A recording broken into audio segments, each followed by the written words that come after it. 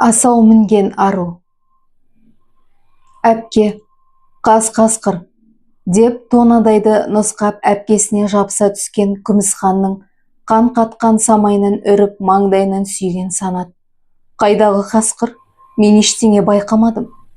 Бұл жақта қасқыр жоқ, Қытайлар бәрін атып тастаған деп бұл жайттың сырына қанық жандай сабырлы қалпын сақтады. Сенбейсіз бе?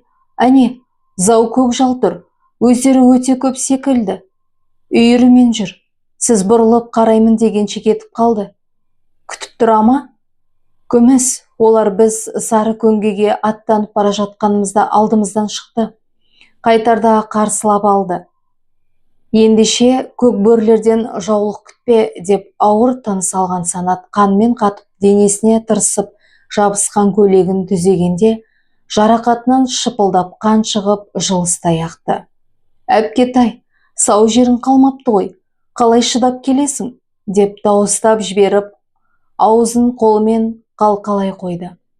Қорықпа, естімейді. Олардың атының дүбірін мен осы арадан естіп отырмын. Сен онан да қобыратпай шашыңды жина. Аздан соң аттанамыз. Мен олардың үй артындағы екінші кермесін көрмей қалдым. Егер оны білгенімде бір атты да қалдырмас едім.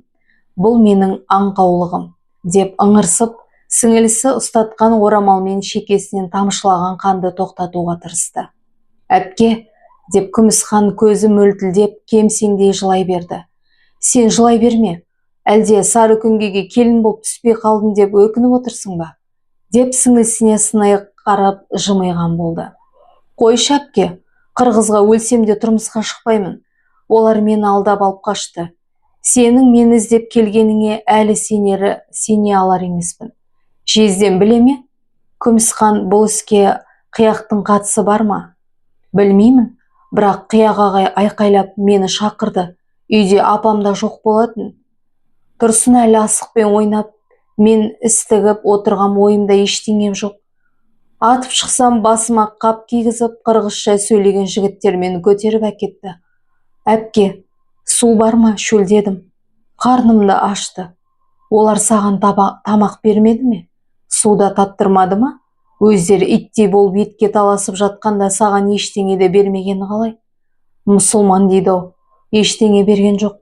Үйден әкеткелі нәр татпадым. Мені кімге қосақтағысы келгенде білмедім. Күмішбек деген біреуді айтады. Мә, қалтамда бір түйір қант қалыпты. Бұл негізі қаракердің үлесі еді, бірақ осыны сорып өзегіңді жалға дей бергенде жандарында шөп жеп тұрған тұлпар жерден басын көтеріп оқыранып алала ғой дегендей болды. Қаракер бәрін түсінеді. Үйірге түспеген сәурік қой, мінезі асау, тура өзім сияқты. Бірақ екеуміз бір-бірімізді түсінісіп кеттік. Иә, 4 аяғын тең басқан тұлпарымыздың тұяғында таға жоқ. Қайдан болсын, бұл еркін жүрген айғыр емес пе? Оқасы жоқ бірдеңе етіп шыдарымыз. Қаракерге қара жерді, таудың тастай жері де бір, тұяғы мүжілсе де бізді жолда қалдырмайды. Ат аяғы Ақсауыт деген ауылға жетеміз. Оған күмәнің болмасын. Сонымен сен әлгі әумесер Күмішбек деген жігітті білмейсің екен ғой. Сен білмеген қырғызды мен білем. Ол мен тұрмысқа шықпаған кезде саған көз салып, үй торуылдап жүрген бала болатын. Өзінше жігіт болып, жанына бір топ боз өкпелерді жинап, сені бізден айырғысы келген екен. Онысы болмас. Ағаң болмаса, ағаңның орнына әпкең бар. Сені жылатпайды. Болды енді. Бәрі жақсы болады. Әпке, сенің мені іздеп осында аттанғаныңды жезден біле ме? Ол қалай жіберді? Баламысың деген деп, Санат ернін сылп еткізіп күліп алып. Сабыр әлі ештеңе білмейді. Әпкең Тұрсын әлісіне бара жатқан ғой. Жолай әйелдерден сені қырғыздардың таптал түсте алып қашқанын естідім. Болды сосын. Әпкеңнің құлағына жеткен соң не болатын білесің. Мен үйге де кірместен қолыма әкемнің дырау қамшысын алып, өзі бізге берген қаракер айғырды мініп, осылай қарай аттандым. Бары осы ғана. Әпке, сен батырсың. Қырғыздан да қасқырдан да қорықпайсың. Біздікі қайдағы батырлық дейсің. бірақ қалай батыр болмайсың? Біздің қара құрттай қаптаған қалың Қытайға, не бізден пәлен есе көп қырғызға, ұйғырға сіңісіп кетпей, қазақ болып отырғанымыздың өзі үлкен ерлік. Зор батылдық сол қалқам. Сені қырғызға беріп қойсақ, ертең басқа қыздарымызды кім көрінген тартып әкетпей ме? Қыз намысы қазақ намысы. Қыз болашақ ана, ұлттың ұйытқысы. Біз қызымызды кім көрінгенге бермейміз. Әпке, бірақ басқаға кетіп жатқан қазақ қыздары бар емес пе? Олардың тағдырына араша түсетін кім бар? Оларда сен сияқты батыр әпкесі де болмағаны ма? Деген құстың жұмыртқасы деген екен. Аузына сөз түспегенде бұл қазақ. Сенің бұл сауалыңа мен не дейін? Ештеңе дей алмам. Өзі болған қыз төркінін танымас деген де бар. Сол жатқа ұзағындардың барлығы бірдей менің күмісімдей болмас. Өздерінен де кінә болар. Жә, қаймана қазақтың жоғын жоқтап, мұңын мұңдаймыз деп отырғанда, әлгілер сау етіп жетіп келмесін. Қара керіміз де біраз отығып жорыққа дайын білем, ауылға сайық, деп әпкелі сіңлі атқа қонды. Бұл сәттің жүзінде қырғыздар тау шатқалындағы үйлеріне оралып, босаған аттарын түгендеп, өз-өздеріне келіп, күш жинауға кірісіп. Бұрыл жайлауындағыларды екі көзі төрт болып, әлде қайдан бір хабар күтеді. Бірақ кімнен? Сары көңгеге жайдақ ат мініп, жалғыз аттанған Санаттың өлі тірісі беймәлім. Ауылда Санаттың соңынан аттанатын еркек кіндікте қалмаған. Бары қарт әкесі Бозғынбай мен жеңгетайлық жасап, қызды ауылға қырғыз жігіттерін кіргізіп, саудаласып, бір қолында биеге бола жәрдемдескен әлгі қияқ жылқышы. Оған әкесі сыбап ұрсып, үйден аулаққа қуып жіберді. Қуғанда кетпейтінін біледі, кеткенде қайда барсын. Соқадай басын көктерекке сыйғыза алмай жүргенде, аяушылықпен қарап мал күзетіне алған бозбаланы кейін жылқышы қылды. Кейінгі бірер жылдан бермен жаз жайлауға бірге шығып, Бозғынбайдың азын аулақ қыл құйрығына қарап, бие сауға көмектесіп жүр. Сөйтіп жүрген жігіттен мынадай сатқындықты кім күткен? Ал бұл бір оқиғадан сабыр әлі бейхабар. Иә, ендігі ол да хабарлы болар. Бірақ жеті түнде қай бағытқа ат шалдырады, қайда бағыт алады. Тумысынан момын сабыр әлінің қызба мінезі жоқ. Болған іске байыппен қарайтын, оған әр нәрсені ақыл таразысынан өткізбей, әйелі Санат сияқты ысылай қабу жат. Құдай тағала адам баласын бір-біріне жар қылғанда, олардың бірінің болмысы от болса, бірін су, топырақ қылып қоятыны өмір заңдылығы емес пе? Бұлар да солай. Санат от болса, сабыр әлі атына сай сабырдың адамы. Бозғынбай таңға көз ілмеді. 5 уақыт намазын оқып, үтірін қайырып қойса да, түнгі намазға тұрып, ұзақ-ұзақ күбірлеп сәждеден бас көтермеді. Құбыладан жүзін бұрмады. Алақаны жайылған күйі жабылмады. Көзінен сорлаған жас сақалын жуып жатты. Уа жаратқан Құдайым, қос қызымды қайтара көр. Бірінің артынан бірі іздеп кеткен көзімнің ағы мен қарасынан тірідей айыра көрме. Артынан өзім ақ іздеп барар едім. Бұрынғыдай жас емеспін. Дырау қамшымды қызым ұстай шапты. Алла, өзің жар бол, деп жалбарынған әкейдің дұға тілегіне тілек қосқан жан 3 жасар жиеннің жанында жатқан бәйбішесі ғана. Басқалар көршілер, олар ертең той болады, қырғыздар кешірім сұрай келеді деп жүргендер. Бозғынбай таңғы намазын оқып болып, тәспих санап қалың ойда отырғанда, сыртта жылқы кісінеп, артынша анау-мынауға дыбыс шығармайтын алпан төбеттің гүж еткені естілді. Бұл кім болды екені? Деп Бозғынбай орнынан тұрып, шапанын желбегей жамылып, сықырлауықты ашамын дегенше ішке бір-біріне сүйеніп екі қызы кіріп келе жатты. Қыздарым, Аллаға шүкір, барсыңдар ма? Бәйбіше, шам жақ. Әке, Санат жаралы, қамшының астында қалды. Күмісхан, сенің де маңдайың қанаған ба? Бәйбіше, дәрі май қайда? қыздарыңның жарасына жағасың ба? Маған жанай тиген ұшы ғана ғой. Соққының нөсірі Санат әпкеме бұйырды. Мені құтқарам деп басын қатерге тігіп, әпкем ерлік іске барды. Мәссаған, Санат жаным-ай, денеңді қылышпен сойғаннан сау ма өзі? Қансырап қалыпсың ғой, жазған балам-ай. Әке, ештеңе етпейді. Ем доп жасап жатуға уақыт жоқ. Тез керек жарақты ғана алып, бұл арадан қоныс аудармасақ болмайды, деп Санат бүкіл назардың өзіне ауған байқап, тез бойын жинап алды. Әйтпесе артымызда алып қашқан қыздың айырылғандарын арсанаған қырғыздар қалды. Олар кәміл, ат көлігін сайлап, күшейіп, көп болып келуі кәдік. Біз уақыт өткізбек. Әке, емді сосын жолда жасаймыз. Тап қазір денемді қатты етіп, мәрлемен не сондай қантығыш бөзбен таңып алсам жарайды. Иә, Санатжан, дұрыс айтады. Бәйбіше, бол тез, қолыңдағыны маған бер. Сен баланы киіндір. Күмісхан, кел екеуміз мынаумен жарақатты жақсылап орап байлайық. Әке, мен Қаракермен сендердің сондарыңнан ілесемін. Кім білген артымыздан қуып жетері болса, мен олардың бетін қайтарамын. Қызым-ау, сенің сау жерің қалмапты ғой. Қайтып, деп шешесінің иегі кемсеңдеп 3 жасар Тұрсынәліні киіндіріп жатыр. Күйеу баламыз да келіп қалар. Біз оған айтпай отырғанымыз өзі түннің бір уағында келіп, мән-жайды біліп кетті. Ол сенің артыңнан іздей шығам деп бірдеңеге арандап қалмаса жарар еді. Сабырәлі балам сенің мына түріңді көрсе, ештеңе етпейді.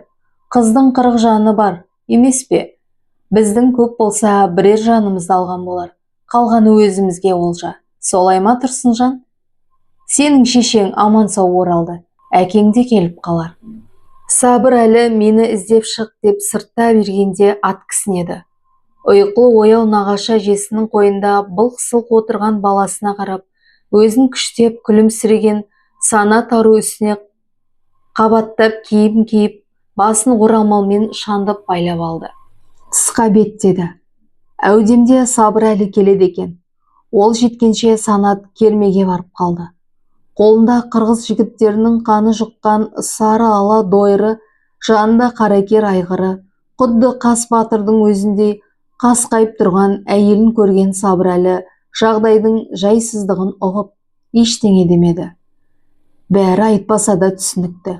Иә, Санат ару Сарыкүнгей тауына тура тартқанда асау толпар Қаракерін ауыздықтап, тізгіндеп мінгенде арқасына ер салмаған болатын. Айғыр аруға көніпті. Қазір айылын тартып, арқасына ер салыпты. Денесінің сау тамтығы қалмаса да, бойын ерлерше тік ұстап, аяғын үзеңгіге сала бере атқа баяғыша қарғып мінген Санатқа әкесі сүйсініспен қарап, осы қызым ұл болып тумаған екен. Егер ұл болғанда қырғыздың әумесерлері біздің жайлауға жоламақ түгілі, бұл жаққа әкелетін жолды білмес еді. Жә, тәубе. Санатым қызда болса 10 жігітке татиды. Тұщы тәніне ащы таяқ, қырғыздың көк өрім қамшысы тисе де қыңқ етпестен жүр. Тәңірім, өзің қолда, деп күбірлей жүріп, қолы істен жаңылмады.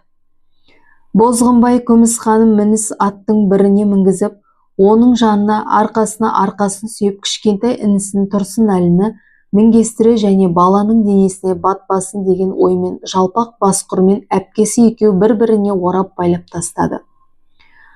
Егер айыр қалпақтар қуып жетер болса, қол жұмсағылары келсе, сәбиді көріп қолдары көтерілмес. Мұсылман болса сөйтер. Ал ар ұяттан безсе, онда дауа жоқ. Сендерге тиген қамшы Тұрсынәліге де тиеді. Бірақ қорықпаңдар. Біз сендердің қастарыңда боламыз. Оларды жолатпаймыз. Бәйбіше, сен көктерекке қарай қозғал. Осыдан өз қазағымыздың ортасына жетіп алсақ, бұл қашып судан құтылармыз. Бисмилля. Я Алла, я Райымбек ата, деп Бозғынбай шапанның ішіне жасырған беліне байлаған алмастың балдағын сығымдай ұстап, қара көкке мінді. От ішінде туған оттан қорықпайды деген Қалың Қытайдың ортасында, оның ішінде дініміз бір болса да қанымыз басқа қырғызбен қоңсы отырғанда тағдырдың мұнысында көріп алдық. Нар тәуекел, қазақ не көрмеген, көріп алдық деп Бозғынбай атын тебінді. Ең алда бәйбішесі екеуі ортада бір атқа мінгесіп, бас қорымен байланған Күмісхан мен Тұрсынәлі сәби, ал артта Қаракері мен Кеужеуіл құрған Санат пен жирен қасқасын мініп келген Сабырәлі. Бұлар жөнелгелі жатқанда жылқышы қияқтың төбесі көрінді. Бозғынбай аға, қайда барасыңдар? Мен дүние мүліктің бәріне қалай қараймын? Сен бала осында қал, жылқыға ие бол. Мен сендерді бір Аллаға тапсырдым. Біз көп кешікпей ораламыз, жағдай осылай. Сен алаңдама, қырғыздар дүние мүлікке тиіспейді. Ешкімнің де біздің Ақбоз үйдің табалдырығынан жаман оймен аттауға жүрегі дауламас. Себебі онда өзің талай мәрте көрген сары күнгейдің сұр жалының терісі ілулі. Ол жәйтері емес, дұғалы дүние, рухтың бір сипаты, даланы киесі. Сен алаңдамай малыңа қарасаң болды. Дегеннен естіп, жылқышы кейіндей беріп Санатқа бұрылды. Бозғынбай әкенің жылқышы жігітке айтқан сөзі. Санат пен Күмісханды естіп бір-біріне қарап, ормандағы оқиғаны, ондағы бір әуек қасқырды бастаған көкжалды еске алды. Күмісхан әкесіне сол жайлы айтпақ болып, тамағы жыбырлап ұмтыла берген әпкесі алақан аузынан апарып үндеме деп ишара жасады. Күмісхан желпініп барып басылды. Орманда көрінген көкжал мен бұлардың ағаш үйдің төрінде керегеге ілінген сұр жалдың арасында әлде бір тылсым байланыс барын әпкелі сіңілі сезсе керек. Бірақ оның сырын сұраудың төркіні тап осы сәт емесін екеуі де ұққан. Сол себепті үндемеген. Басына іс түскенде жалдың жансыз терісінің жонын сипап, қалың ойға шоматын әке сары күнгей жақта болған оқиғаны, көкжалдың үйірмен келіп екі қызына болысқанын бұлар айтпаса да білетіндей көрінеді. Езуіндегі кекесін күлкісі айқын көрінген қияқ желкесін қамшысымен шұқып жіберіп, Сабырәліге басын езеп: Сабырәлі, балызыңды құтқарудан сен де құр қалдың, мен де құр қалдым. Санат бір өзі, Санат, мен саған ілесуім керек еді. Менің атым онша болмады. Шабандау ұзақ жүріске шыдамайды. Мен олардан ештеңе алғам жоқ. Қырғыздардан ештеңе алмадым, шын айтам. Сабырәлі аға, сіз айтыңызшы, мен ондай адам емеспін. Күмісханның өзі қияқ Құдай біледі. Бізден жасырғаныңды Алладан жасыра алмайсың. Сабырәлі, сіз де маған сенбейсіз. Мен шын айтам, ештеңе алмадым. Қой өтірікті. Біз қайтып оралғанша жылқыға қара. Қырғыздар келсе, біздің қай жаққа бағыт алғанымызды айтпа. Әкемнің айтқанын орында. Біз оралғанша ас судың тартпасын бәрі жеткілікті. Мұнда қалған келсе, қырғыздарға тіс жарушы болма деп, Санат атымен қияқты басып өтердей төніп барып, тізгін тартты. Қияқ шегініп: сен қайтесің? Адамды тапап өтемісің? Сабырәлі, әйеліңе бірдеңе білемейсің бе? Дей бергенде Қаракер оның даусын кісінумен көміп көкке тік шаншылды. Қаракерде саған сөзді көбейтпе деп тұр. Санат, қырғыздар іс кесе алмайды дейсің бе? Іс сайрап жатқан жоқ па? Сен қазір үйірді осы арадан олай-бұлай айдап өтесің. Ұқтың ба қияқ? Иә, түсіндім. Түсінсең бар, ештеңе алмадым деп қояды. Ас суы бізден, киімі жуылы, жылқыны жаймен қарап қойып, көк шалғының үстінде күн ұзаққа ұйықтағаннан басқа шаруасы жоқ. Қияқты қырғыздар бірдеңесімен қызықтырып, сатып алмаса үйде отырған сіңілімді олар қалай алып қашады? Бұл оңбаған шығарып берген ғой, деп күбірлеген Санат өздеріне қарап көзбен ұзатып тұрған жылқышыға кіжініп қарады. Сары күнгей тауындағы қырғыздар үшін алып қашқан қыздан айырылып қалуы барып тұрған ұят. Масқара саналса да, бурыл жайлауына ат маңдайын туралайтын жүректісі табылмай өрекпіген көңілдері су сепкендей басылып, ақыр аяғында бір-бірін кінәлауға көшті. Қазақ қызыңда эмне бар эле? Қырғызстанда қыз жоқ бекен? Кумушбек барына көнөлүү болгон. Тойгудон карышкыр кайдан чыккан? Кудай билет.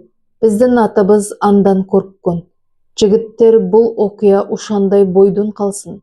Эч ким укпасын, деп салы сууга кеткен жигиттер Санаттын камшысынан калган жаракатын сыйпалап жер шукуп отур.